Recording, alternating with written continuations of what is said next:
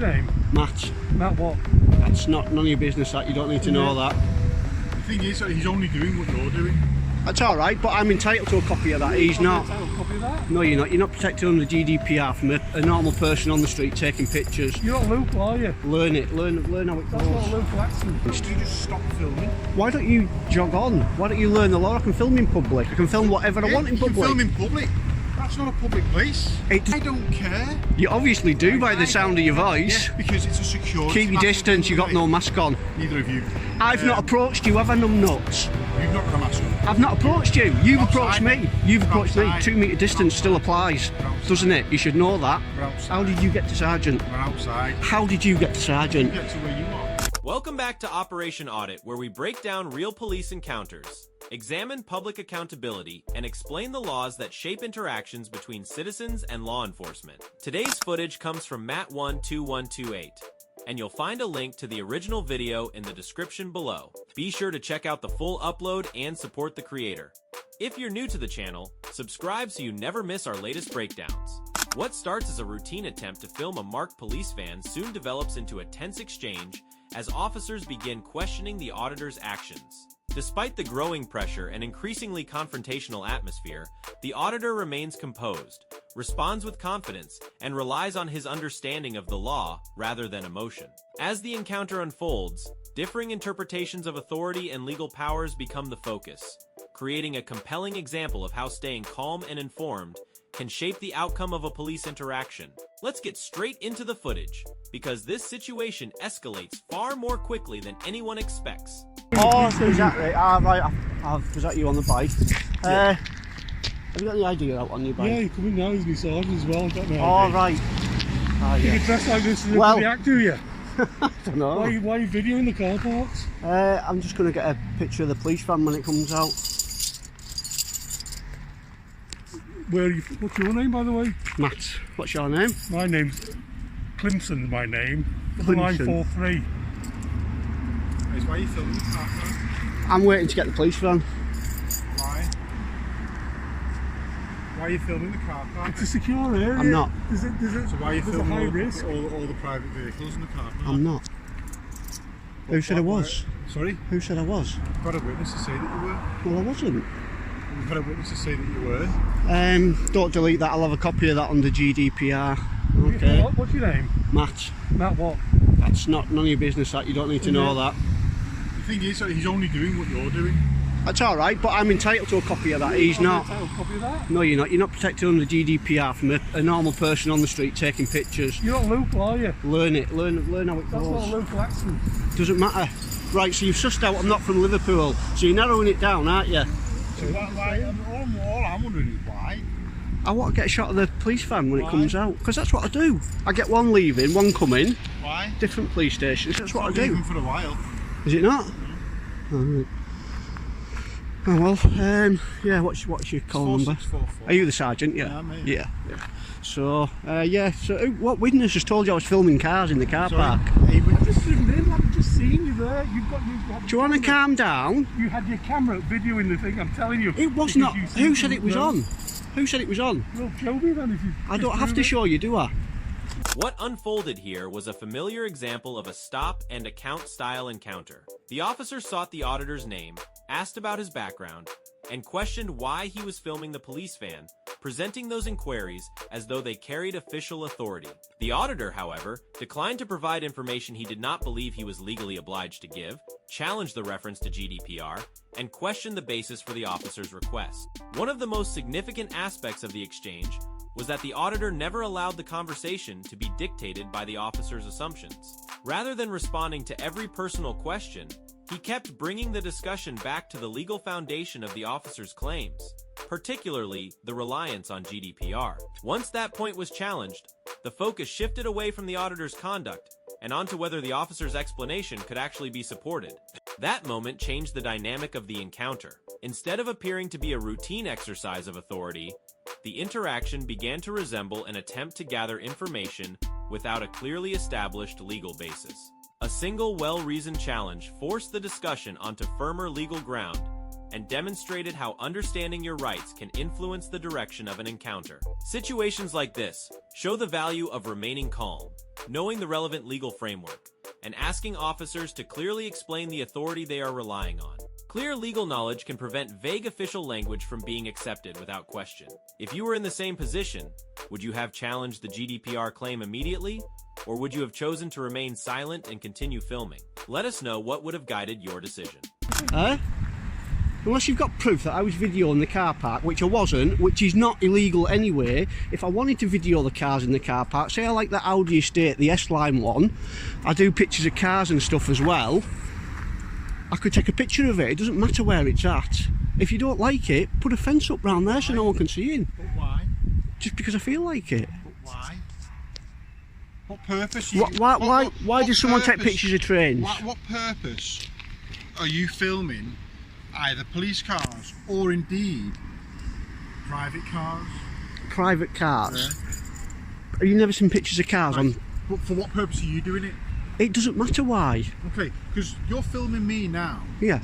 You're no doubt going to get a load of, put it on YouTube and get some likes and say that the police are harassing you or whatever. Whatever you get your kicks for. Because really, mate, I don't care. Well, jog on then. We're just looking at it purely security put me purpose. wherever you want. But it is a security matter. When you're filming private police cars... Do something about it then. Get the law changed. Why don't you just stop filming? Why don't you jog on? Why don't you learn the law? I can film in public. I can film whatever I want in public. You can film in public. That's not a public place. It doesn't matter. I can still film it. It's not a public place. I can still film it. You can't put. Place. So you can't film a public place. Is that what you're saying, Sergeant? How did you get to Sergeant? That's not a public place. Even if it's private. It's not a public place. Okay then. Place, so is it? All right. So we've established it's not a public place. So can you not film a public place? Can you film a public place? But it's not a public place. It doesn't matter. No, it's not a public place. No, it's not. Can I film a private place? No. Yes, you can. Why are you looking up there when you're saying no? I'm not. You are. You're saying no. I'm not. Is that because you're not? That exchange captured the central issue in the encounter. The sergeant repeatedly asked why the auditor was filming, suggested that vehicles visible on the premises created a security concern, and implied that being on private property somehow removed the auditor's ability to record what could be seen.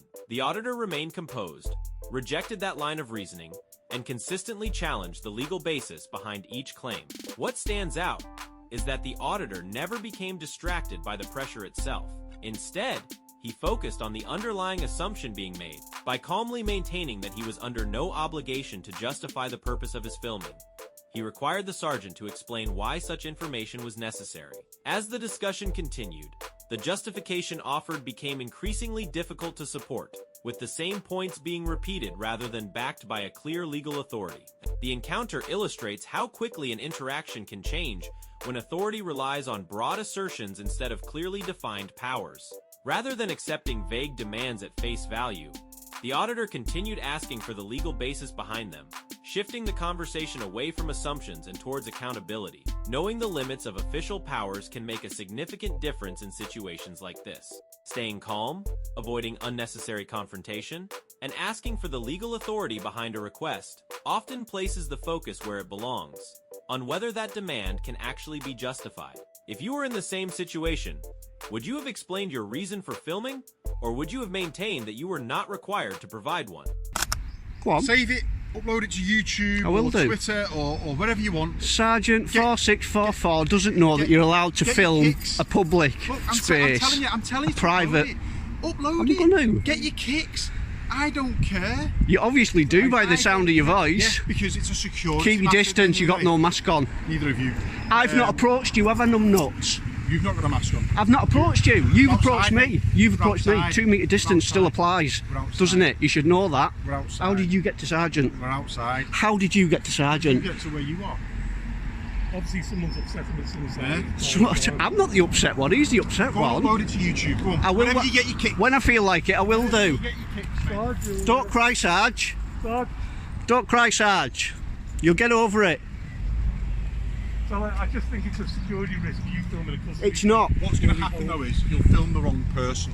Oh, is that right? Ah, right. What, a policeman? The wrong policeman.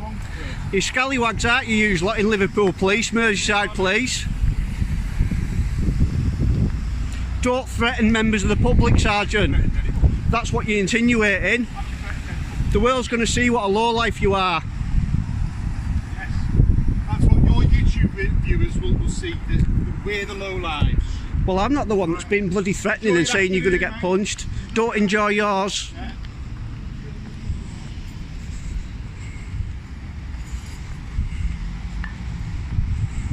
Learn the law, Sergeant. Otherwise you'll be back on a desk job on the streets before you know it. The encounter took another turn when the sergeant continued relying on a distinction that the auditor believed had no legal foundation.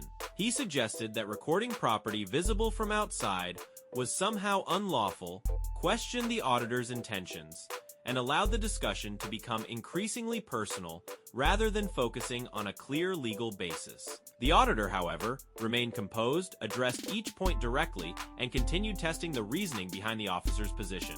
A key feature of this exchange was the auditor's insistence on clear definitions. Instead of responding to broad statements, he repeatedly asked the sergeant to explain exactly what law or power supported the claim that filming visible private property was prohibited.